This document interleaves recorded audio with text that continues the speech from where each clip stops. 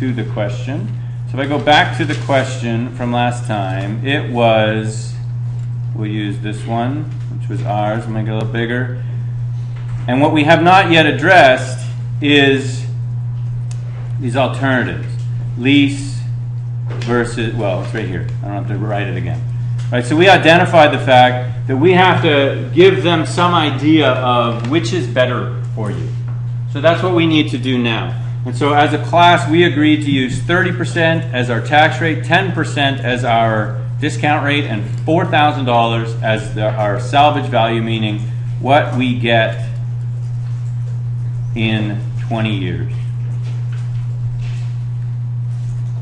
Okay?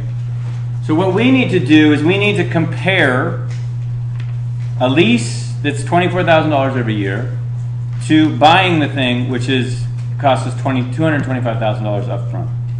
Okay, so I'm just going to start. I don't think we'll need to flip back as long as our short-term memory can get us up to this point. So lease versus buy. And this is back to question 8.1. But we won't bother flipping back and forth because we know that the lease is $24,000 a year and the buy is $225,000 up front. We also know that the horizon is 20 years, meaning when they think about this, they want to think about it in a 20-year, with a 20-year horizon on the decision. We decided that our tax rate would be 30, a nice round 30, and we decided that our discount rate would be 10, and we decided that our proceeds on the building in 20 years will be $4,000. Okay, so these are kind of the parameters of our question. And all we really want to do is compare these two things and say to the person who's come to us, which is better? Which is better? Which should I choose? Who is the girl for me? Who is the guy for, like, that's what we want to know. So the question then becomes, what's the appropriate criteria? Or what are the appropriate criteria? Or what dimension should we compare? So options, throw out options. That's it. Present value of tax costs. So present value of tax costs. Yes. Okay. But and also present value of all costs. So this is an and. It's the net cost. So yeah. Okay. So present value of all costs. Oh wait, I wrote that down. What did you say? Net costs. Anybody else? Shirley? Present value of the lease payments. Okay, present value of the lease payment. So what we're looking for here is a definition of better. So what we're looking for is a dimension along which to compare them. So if you want to finish that thought, Shirley, present value of lease payments, I would want to compare to what? Oh boy, throwing around big terms now. Present value of tax shields. Let's be honest. How many of us in the room are picturing someone holding? I mean, come on. We are. Okay, so we need to sort this mess out, right? Somewhere in here is what we want to do, but we really, really, really, really need to be clear on what we are going to compare so that we know what to calculate. So from an exam strategy point of view, this is crucial time. Because if I choose the wrong thing, I will be spending a lot of wasted time.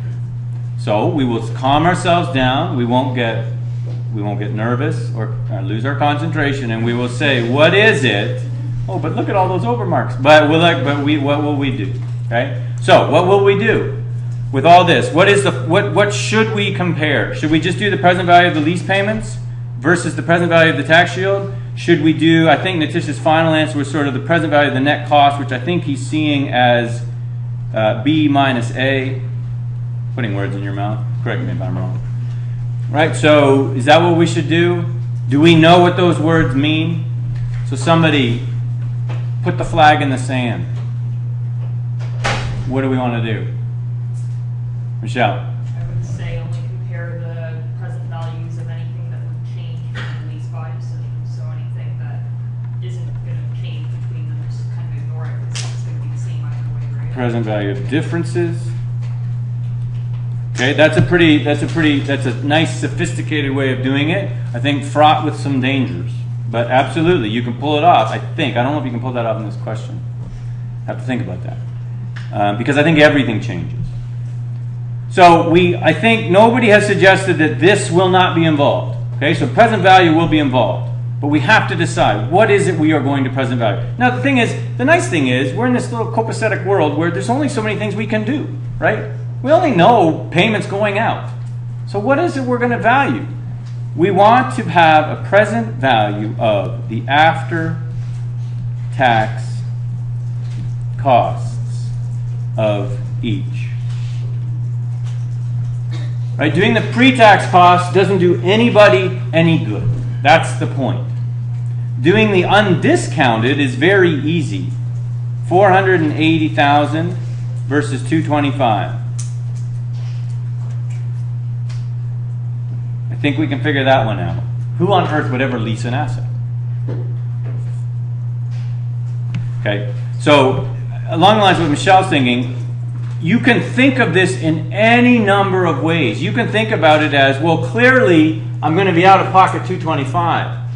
But if I'm not out of pocket 225 in the first year, I have $101,000 available. Clearly I have it available if my option is to buy. I can invest that. So you can think about it any number of ways, but I think the easiest way, because of the information that we're given in this case, is to come up with the present value of the after-tax costs of each. So, and again, you can value things as of any day. It does not have to be today, but pretty much guarantee that today is going to be the easiest. So what are the costs? What are the annual? So let's do the lease first because it is easier.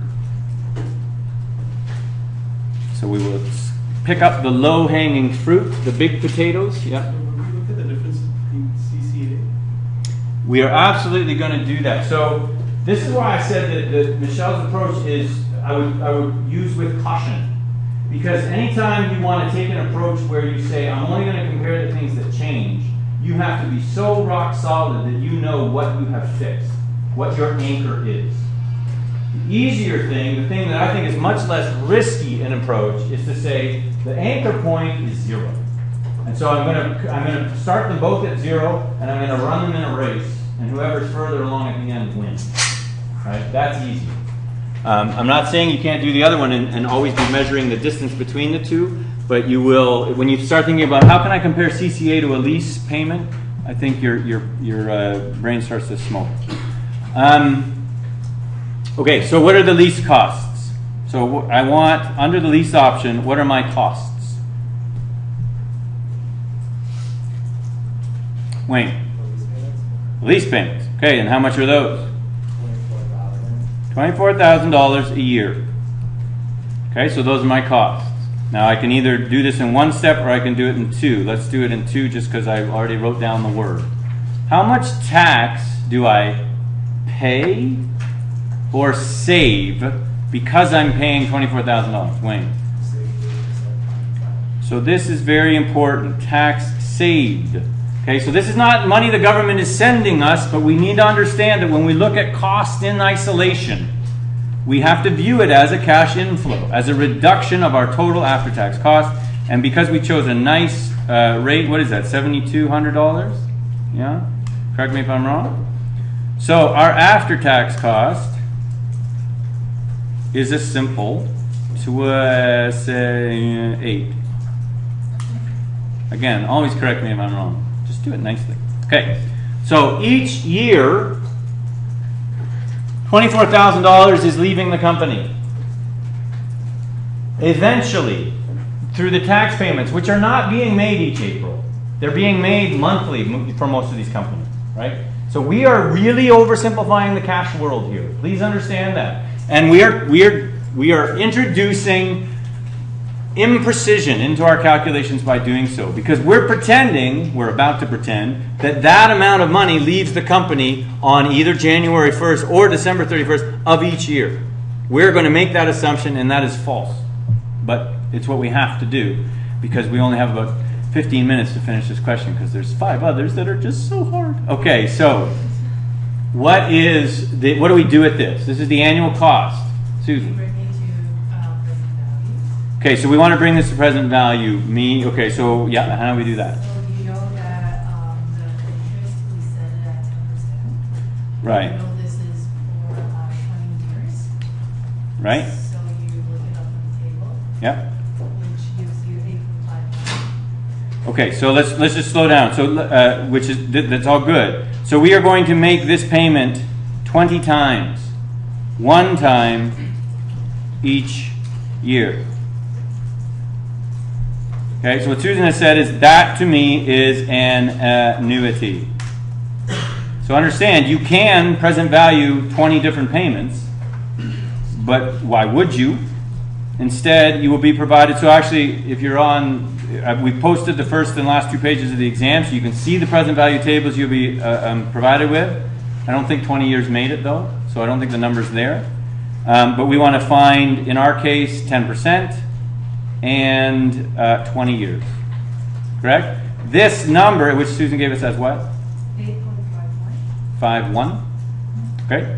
So that number is, I think you guys understand what that number is. I hope you understand what that number is. It's basically taking 20 payments and telling us what each one, amalgamating what each one ends up being worth in today's dollar. So what is this calculation? 16.8 times 8.51? 142,968. Okay? So if we have defined our value or the thing that the dimension we're going to compare, that is the present value of the after-tax cost of the lease payments. So now understand, I hope you understand, we haven't thought about, like we talked about at the beginning, well wait a minute, what about that $201,000 that we have available? What about the interest that could have been earning? Is there some opportunity cost we need to be thinking about here? No, because of the approach that we've chosen, we're going to start them both at 0. We're not going to compare them head to head. So the buy option is trickier. Because for the buy option, so this is not, we are not going to approach this as you are going to become experts in the tax shield. Instead, we're going to use this as a review and say, okay, here are the facts. $225,000 leave the company. $4,000 come into the company. Fill in, and this is 20 years. Tell me what tax is paid and saved on that timeline. That'll be the worst flat line I've ever seen. Yeah, Akil. So during those 20 years, you get CCA deductions every year. CCA deductions every year. Okay, so annual. Yeah. At the last year, you either get a terminal loss or recapture and if possible, taxable capital gains as well. Okay, I just decided we'll do it this way. So save annual CCA deductions, and then you said terminal loss is possible? Yeah. Okay, and we'll mark this as, so this is annual, which we already had there, and this is 20 years, at the 20-year mark. What else? You said possibly recapture, right? So this will be we hopefully understand this has to be an either or neither. And this also will be in 20 years. Okay, what else? Julian? Tax shield cost because of the sale. Okay, so I agree. But I think we've captured that. So you're absolutely right. But what I want you to understand is that tax shield loss that you all seem to know about is really necessary because the way that we can calculate this thing, or the way we choose to calculate this thing, assumes we own it forever. Okay, so I will go with that absolutely. This is the perpetuity minus the lost or the not available years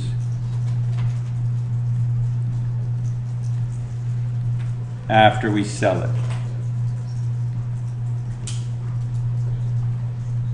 Okay, so again, when we see the tax shield formula, that makes perfect sense. But when we talk about the CCA deductions, I'm assuming what Akil said was that's for the 20 years, right? And so we need to understand that the way we end up calculating it is as if we owned it all, take something off, rather than those 20 years in isolation. Okay, anything else? Any other tax implications, Karina? Tax implications. I was just going to say that we have the initial cost of $225. Okay, absolutely. So cost, what are we up to? 4 here. Boy, did I make a mess of this. So 4, the original cost. But no, sorry, I do want to stay with just tax. I want to stay with tax just for now. What else might we pay tax on or save tax? So we're saving it on CCA. We might have a terminal loss. We might have recapture. Anything else?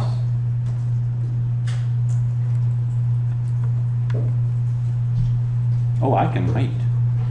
Yeah, that's it. Sorry, Jeff. Eventual sale again. Absolutely. And what might I pay tax on that? So we've already identified recapture. Taxable capital gain. Right. So it could have a taxable capital gain. And that will be in 20 years. Okay, so these are the tax, make sure we label this right. This is the tax possibly saved and the tax possibly spent. Okay.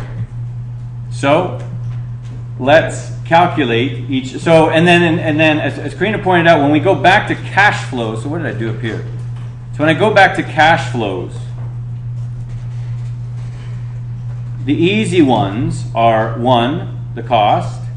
That's a negative 225. And 2, what we call salvage value, but we'll call proceeds to be consistent with what we've been doing lately. Proceeds of disposition on sale, and we have that as $4,000. But we need this column to be in today's dollars.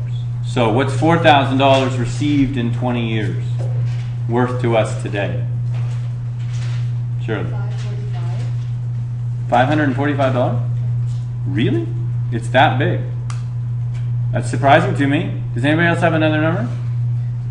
It could be that small, but really? 20 years. If I have $545 today and I invest it, what's our discount rate? And I invest it for 10 years at 10%. Well, I'm starting to believe you. Well, somebody else do it so we don't have to wonder. You got 545? 595. Either way.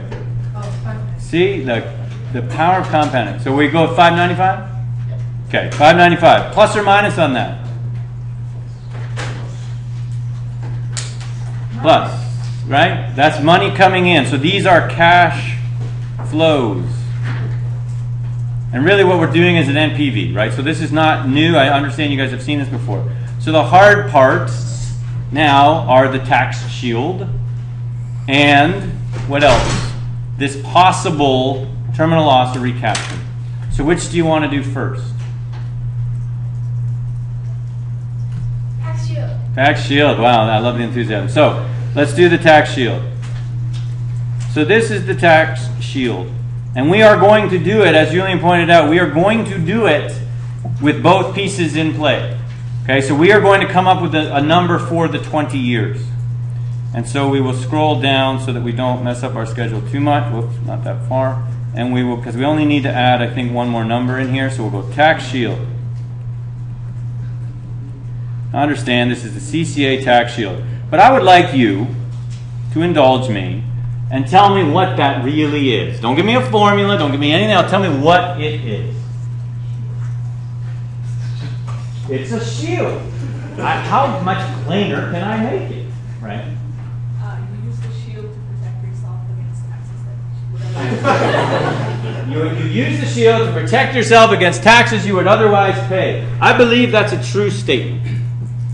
I also believe it doesn't really help me understand why it's entering a, well, that's unfair. That's good. Let's just get another take. I think that's good. Yeah, Michael. You would get to deduct CCA afterwards from tax from your taxable income. Yeah. And why is that good? So you don't have to pay that much tax. Because you don't have to pay that much tax. And so when we don't pay tax, how do we, if we play the shell game, what is that really? When we don't pay tax, it means what? It means that the government, so this is the government's share. So when we compare two options, we don't want to use the, we need this in there because it's not going to cost us, $225,000 minus the discount of that. That's not what it's going to cost us because of these tax savings. So those things are absolutely right. But what this is basically our partner's share. So it's like the minority interest in the consolidation world. Have you guys gotten there? Whew, wait for it. All right, so this is the government share. So how do we do the tax shield? Well, we are not going to spend a ton of time on this. Oh, and I forgot my notes. So this is going to be really fun. So I hope somebody has it handy. It's cost times the CCA rate times the tax rate. We're going to have multiple terms here. Okay, and then we can fill in the numbers. And so we'll leave this. So this is a numerator. Does anybody know what the denominator is? Denominator is not as intuitive unless you're just like a mathematical mind. But until you see the whole thing, whoops, not times, plus. Until you see the whole thing, don't try to do all of these terms in isolation. But the top term you can do in isolation. What is cost times CCA times tax rate? What is that? What comes out of that? This, and again, you can use your high school science teacher's warnings and say keep the units. This is in dollars. This is a percent, and this is a percent. It's like this year's tax savings from the CCA on purchase. Exactly. So this is our estimate of the annual tax savings. Actually this year's, right? Because of the full cost amount. So let's fill this in. So this is the first year's tax savings times, we're going to use 6%. I think this is a non-residential building. And then we have our tax rate, which we agreed was 30%. Okay, so then we're going to fill in 6%, and we're going to fill in our discount rate is 10. That's the first term, yeah? Isn't it not the first term because you have a half year? Right, so where does the half year rule come in? You'll see, we'll do that right now. So the second term is, I don't know if I'm going to have this. Does somebody have the tax shield formula handy? Yes, thank you, Abby. What is? I have a question for you. Okay. Do we have to calculate this for every year? No. So So this is 1 year's, and now what we're about to do is apply a term that will turn it into an annuity, or perpetuity is actually what it does. Okay. So this term that we're about to add is going to be perpetuizing it. I just made up a word. Okay. So do you have the formula there? Because someone Google CCA tax shield. Surely. It's 1 plus half of the discount rate divided by 1 plus the discount. Okay, good. Thank you. Okay, so what is this doing? So you can see the perpetuity in the bottom. What this is doing is picking up our half-year rule, right? And then the discounting of it forward. Okay, so this would be the amount. If we stopped right here, this would be our tax. So please understand what comes out of the tax shield is denominated in tax dollars saved. Okay, so this is in tax dollars saved if we own the building forever. Okay, because it's declining balance, it never actually goes to zero, so we're always getting a teeny bit, but obviously this will go away eventually. But we don't own the building forever. So we take off this second piece, which is what we'll call the minus the lost, or the foregone. Lost or foregone when we sell it. So how much will we lose? So we decided that, so what will this be?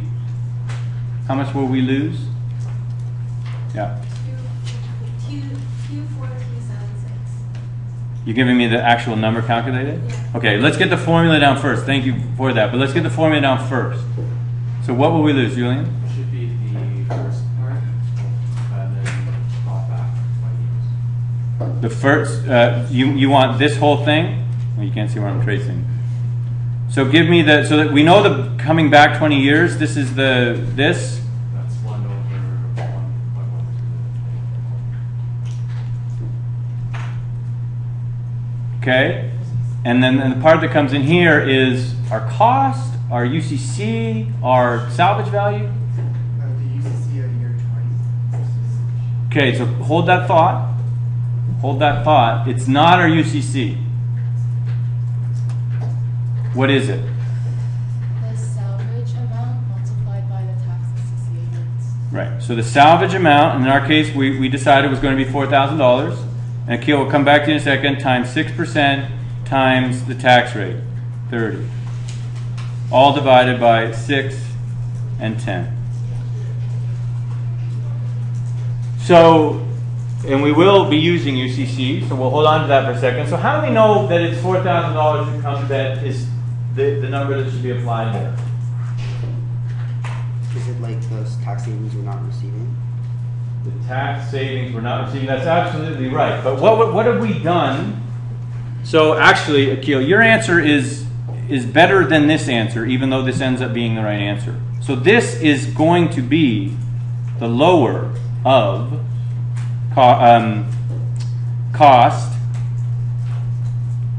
and proceeds.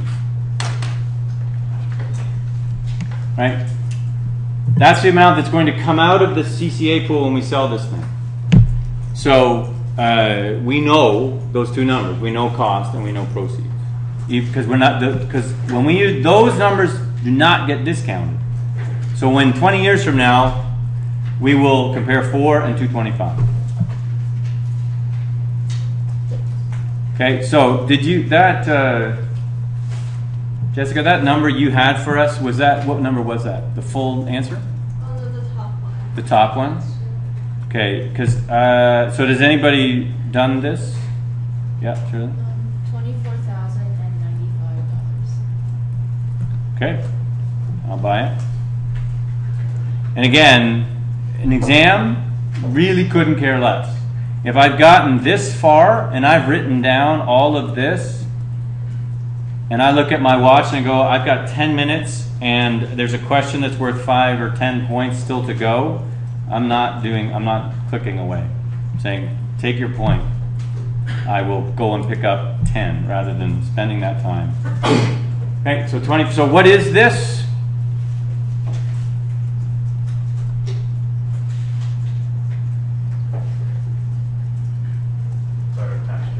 It's our tax shield, absolutely. And I want one more kick at this captioning. What is it actually?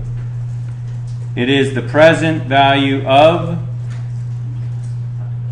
tax savings, the government's share. So this is really what we don't have to pay. Okay, so when we come back up here and say our tax shield, we definitely want to say this is, even though it's not a cash inflow in the real world, we want it to be a plus.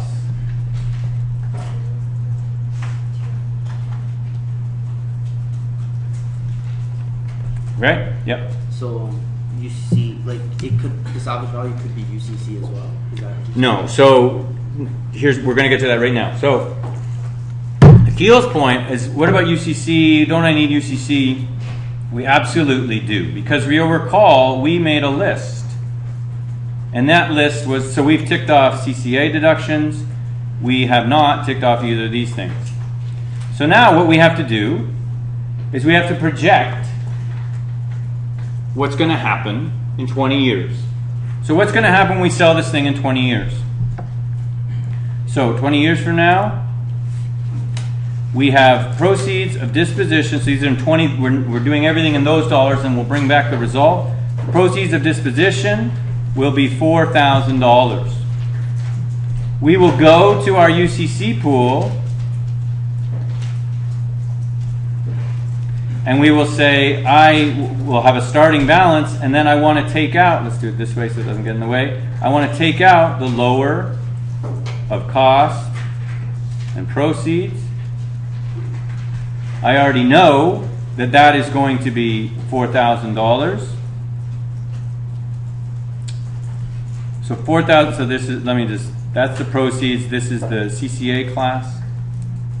CCA. I need, this is the missing number. I need, so I'm going to take out $4,000. And then I'm going to have to figure out, first of all, do I have a capital gain? Julian? No. I do not have a capital gain because I know that capital gain is always calculated as proceeds minus cost. And it, well, it's actually calculated to be more specific, proceeds minus ACB. So the proceeds minus ACB in this case is going to be very big and very negative, so there's no capital gain. Yeah, Susan. If you did have one, how would you add it back to? So if you did have one, so if it ended up that we had chosen our salvage value to be $300,000 and we have a $75,000 gain, therefore we assume the rates are going to, or the inclusion rate's going to be the same, we would take half of that, figure out how much tax we will pay on that, and discount that back 20 years. Right? Okay, can you say that again?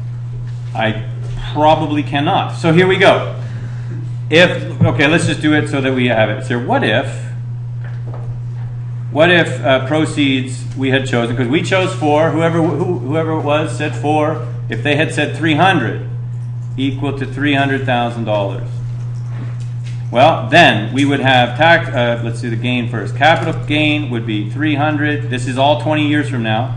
300 minus 225 equals $75,000. Assuming the inclusion rate stays the same, that's 37.5. Assuming the tax rate stays the same, what do we have, 30? We would, what is that? It's close to 12. I'm going to say 11 until somebody gives me a different number. 11,000-ish. That's my tax. And I'm going to discount that by 1 over 1 plus our rate in this class, 10% to the 20. And that number will now enter this table as an outflow.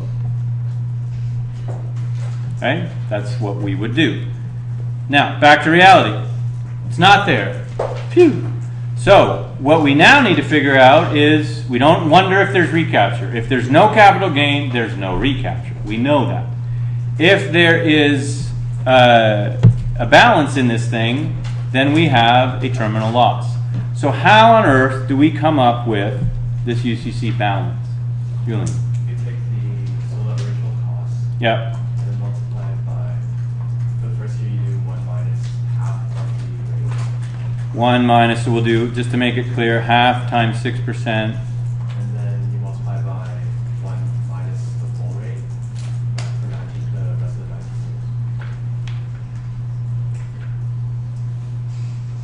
years. You okay with that? So what we have to make sure when with these pluses and these minuses is what we're doing is we're saying we want, so you could do this longer, a longer way. I think he's come up with a straight way, right? This is the CCA rate of 6%. So what we're doing is we're saying, so just look at the first term. If you look at the first term, we have 225 and then 1 minus half of 6%. So what we're doing is saying, what's left after I take out half of 6%? So what I'm left with is my UCC balance. Now take that and apply 6% 19 more times. I think we're okay. I think it's good. Yeah? Maybe 19 or 18. 19 or 18. What's your reasoning for 18? Because in the last year you wouldn't claim any. Oh, good call. Right, so that we want to get to the start of the first year. I like it. Again, I mean, I like it, but in an exam, I still like it. Okay, so 18. So good catch. So we want to get to the beginning of the year. So somebody does this number for us and gets. No. 71,657. Meaning my terminal loss is 67,657. So this is a terminal loss. So the thing about these things is it's just the gift that keeps on giving, right? Because you go, whew, that was a lot of work to get to that terminal loss. But we did it. Let's have a drink. That's not what we're asked for. So we're not done. So what if you have a terminal loss of 67,657? What does that mean? What does that mean? So how do I add this to the table? Do I say for terminal loss 67,657? Of course I don't. I have to discount it back, right? So I have to take this terminal loss 67,657 and I have to discount it back. Discount it at 10% for, I don't know, what is it? How many years is it now? I think it's 20, right? I think it should still be 20. We'll bring it back 20 for 20 years. For 20 years. So surely, surely with a U-R-E, that has to be my answer. So what is that? 67,657 discounted back is, Lily? $10,057. Not only is it $10,057, it's also not the number that we need. Are you kidding me? So why is it not the number that we need? What is this? This is the loss discounted back. We are not adding up. This is why, I understand. Listen, in your exam, it's like, are you kidding? I'm not going to think of this detail. But you need to, if you can slow yourself down and go, what I'm looking for are cash flows. Losses are not cash flows. Tax savings from losses are cash flows. So my mistake here was in not applying the tax rate or 1 minus the tax rate. The tax rate, right? This is my tax savings. So we had 30%, I believe, yes? So we can cheat now and apply 30% to this and get roughly $3,000. What do we get? 3,070? 17. Okay. So this is the present value of tax saved by terminal loss or under terminal loss or due to terminal loss, whatever you want. That's the number that has to enter our schedule as a plus or a minus? Plus. And I'm just going to put, I think I remember, okay? So we add that up. Now, can someone add that up? Very close to 197. What is it? 197, 292? 3. Okay. So now, how far apart? So we have 142, 968 versus 197, 293. So let's just say, get them. They're too far apart. Let me just zoom in here since nobody needs to see these numbers oh, it's so close. Okay, so we're comparing this and this. And we are saying you must, it's so clear that you should lease. Why lease? Because we were calculating costs. Right? So this is lease. I am so sure that lease is the right number. I'm so positive. I'm like $55,000 sure. But are you? So when someone comes to you and says, do this calculation, and you say, okay, I can do the calculation, and I think if I have the numbers right, my recommendation is to lease. Do you feel good when they leave your office? I mean, if they've left the check behind, you feel good. I understand that. But what you need to say some things, right? What do you need to say? Right. So we have, let me zoom this back out. We have said, so if you ask me if the question says make a recommendation, of course I'll make a recommendation. I will say lease. So So conclusion. I will lease. You should lease. And then I will say I am going to caveat that, or I'm going to say be careful, or whatever you want to say. And so Charlie had a couple that was assumptions, the discount rate,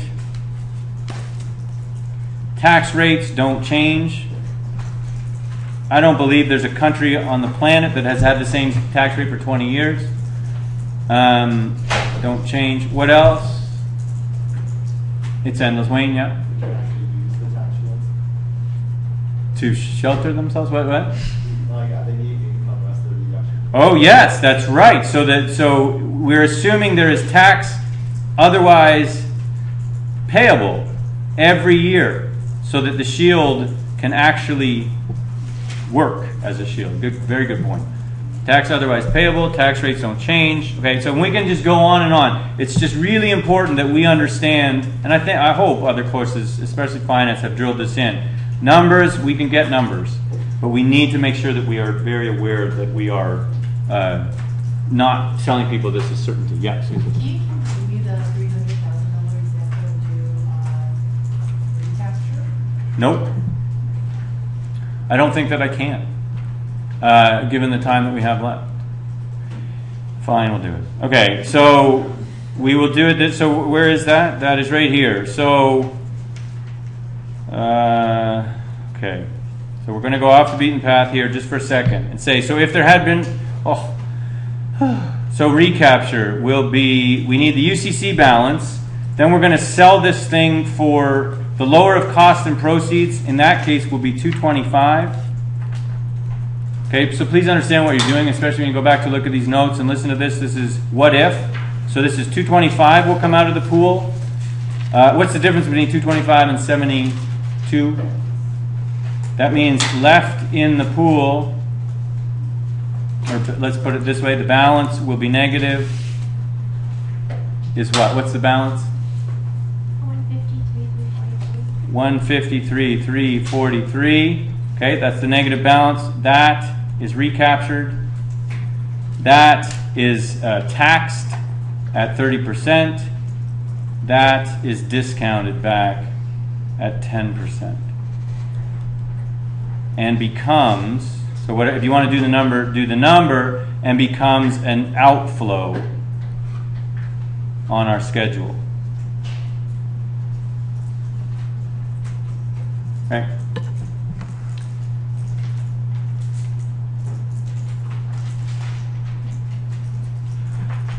So I know you all are thinking about the exam that's coming up. So I want to make it clear that we are not. You can take this in general, right? When we think about what's testable, I know you all game or like you all try to guess, and I get that. That's reasonable. Don't do it too much. But we've just introduced this really kind of complicated thing that we know you know about, which is the tax shield. But it would be pretty unreasonable for us to put a tax shield question on the final exam. So don't spend a lot of time on the tax shield. However, do think about in depth the principles underlying this, which is somebody asked us, and we've done this throughout the term, somebody asked us to compare things. And we had to figure out, one, what we need them, apologies to Apple, we need them both to be apples or both to be oranges, right? Or both to be Betty and both to be Veronica. Can't do that, right? So we have to find something. What dimension should we compare Betty and Veronica on? And so that you need to take out of these. So this whole calculation, it's been good practice on present valuing, it's been good practice in applying tax rates, it's been good practice in figuring out what dollars am I denominated in. Because I guarantee you'll get messed up and you'll discount losses back instead of tax savings back. You'll do that thing. So slow ourselves down and everything will be fine. Allow. In part A, we Yep. felt like our division B income was greater, but like for lease, it was greater. Yep. So we would end up paying more tax, right? So how can we conclude that we're, like, using part B, we said that we should lease the building rather than buy it, whereas in part A, we said that if we lease the building, we would be paying more tax. Okay. It's a very good question. And I'd like everybody to think about an answer to it. So the question is, how does this reconcile to what we did in Part A? In Part A, we got this idea that leasing was more expensive. And here we've just concluded that leasing is cheaper. Don't just sit there and go, I'm sure someone's going to come up with an answer that I'll be able to agree with. Right? So this is like a quick sidebar here. It won't be quick. You know, nothing I do is quick. So I had someone in my office saying, help me prepare for the final. And I said, it's not rocket science. First of all, the name of the course is not rocket science. But secondly, if you want to be fit, you have to exercise, right? You know that. We all know the truth. And so we know that if we look at a question and then look at the solution, we will agree with the solution. And we will say, I knew that. We know about our brains that if we try first and then look and are honest with ourselves and say, my answer was wrong, and now I can see why. We have learned. If you agree with the solution, you will not learn. So just now when I asked you to think about your answer to his question, you gave up an opportunity to learn. So what is the answer? Karina. So in Part A, we're just looking at 1 year. Right. And in Part B, we're looking at the overall consequence. Right, so Part A is a entity as a whole number. This is the cost of that specific transaction, or those two specific transactions. So, it's a great question.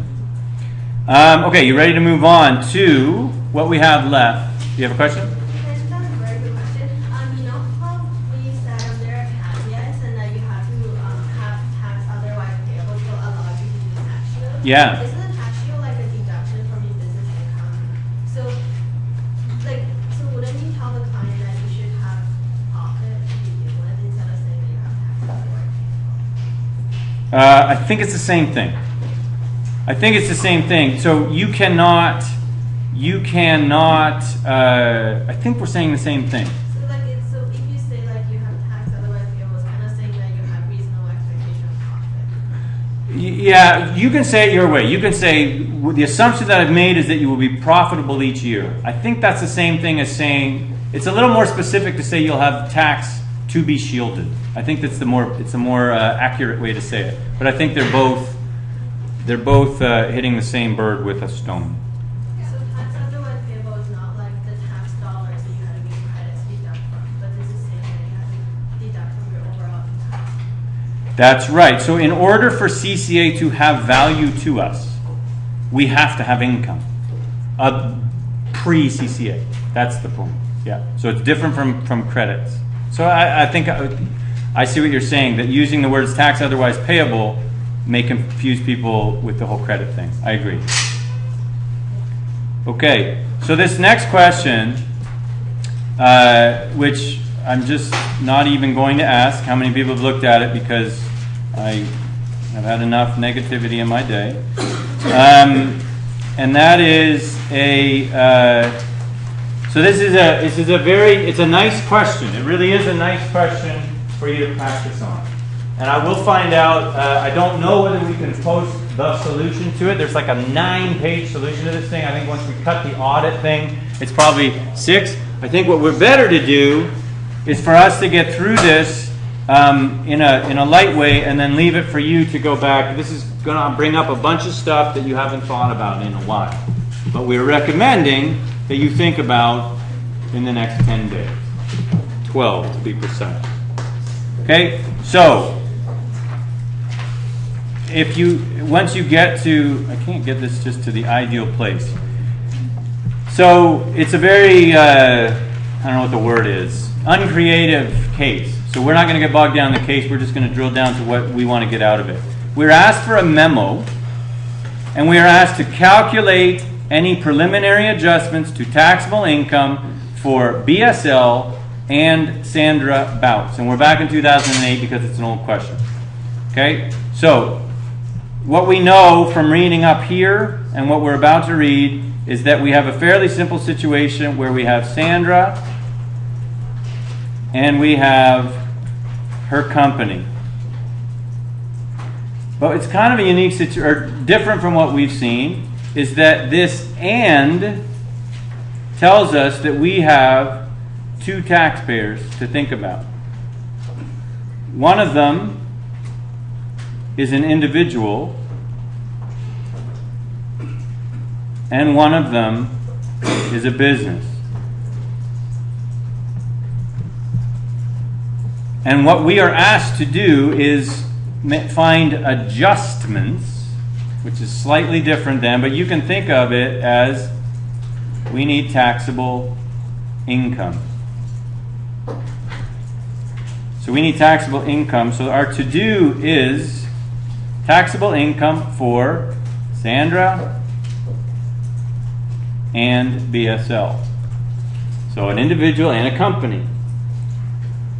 And so before looking at this, we kind of know, I think we should be unsurprised as to what information we will be given on the following pages. And we will be given information about transactions that occurred, and we will have to answer what question about those transactions. What question or questions? Hello. Taxable, non-taxable. Right. Taxable. And then, or possibly, Helen? Deductible. Okay, and then we want to kind of remember that in the background are these ideas that if we answer that something is not, or is not immediately deductible, we may want to think about when it is. So we may say, listen, you can't deduct the cost of a building, but of course it'll go to income gradually through the CCA system, something like that. So, but really this is what we're going to do. But the neat little, or the interesting thing here now is that we have, this question is really going to be, kind of have two sides to it. So if you think about salary, if this company pays her salary,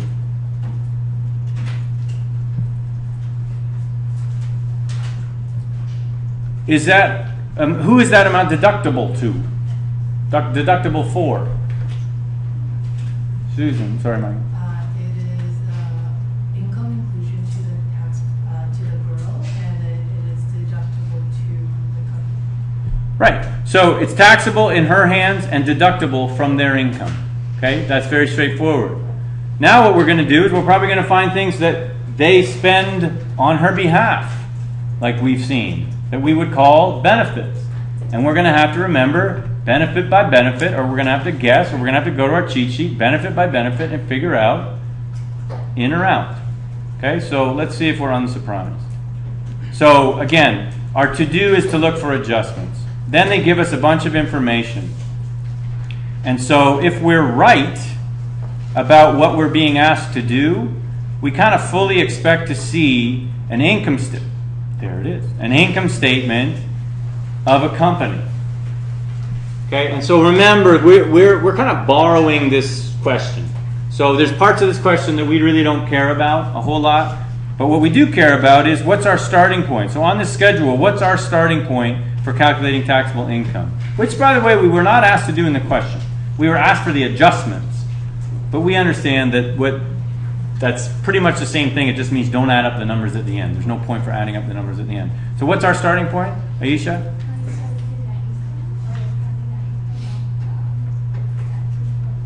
Okay, and do I need to do it for 2008 and 2007? No, right? If you don't recall, the question said 2008. Just do 2008. So that's what we're doing. Now, this case itself, if we do end up releasing the solution, understand that the case is going to talk a lot about 2007 as well, because they're worried that this woman is a crook, right? But we're not worried about that. We're just going to fix the mistakes that she made. Then they gave us this other thing, which is part of our tax return, which you don't care about. But this, look, they've done the work. They started with what we started with. I would have done that. I would have done that. I would have done that. And maybe she even did it right. Imagine if she did it right. And it's like, I'm done. There's my answer. 284. If only it were that easy. Right? But so they basically, the question is framed, audit these numbers. Tell us what's wrong with these numbers.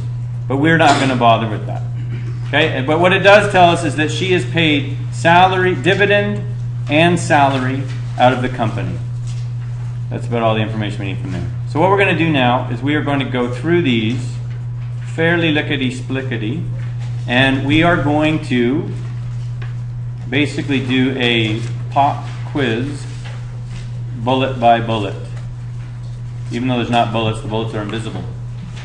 So, first paragraph. BSL was incorporated, provides human resources. Sandra Bouts owns 100%, which she started in 2006 after spending 20 years. Okay, I don't care. Nothing there. What about here? BSL has 4 full-time employees and 2 contract consultants who provide the services on behalf of BSL. BSL hired the 2 consultants 2 years ago and has always paid them as independent contractors. Any personal tax implications there? No, remember, when we think about her personal tax implications, we're thinking about her as a shareholder and as an employee. She's one of these employees. What about on the BSL side, on the corporate side? Anything to worry about here? We have to decide whether they're self-employed or Right. So employed versus self-employed. Oh, are you kidding me? I totally forgot that stuff after the midterm. Is that coming back? Really? No way. Okay, so Jennifer, what do we do here? we use the 3 tests. We don't have any information to apply those? No, we don't. But we do recall that they're there. Right?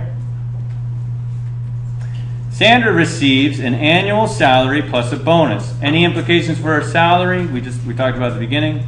Taxable to her, deductible to them. We assume she did that right. In addition, she's entitled to a bonus based on revenue.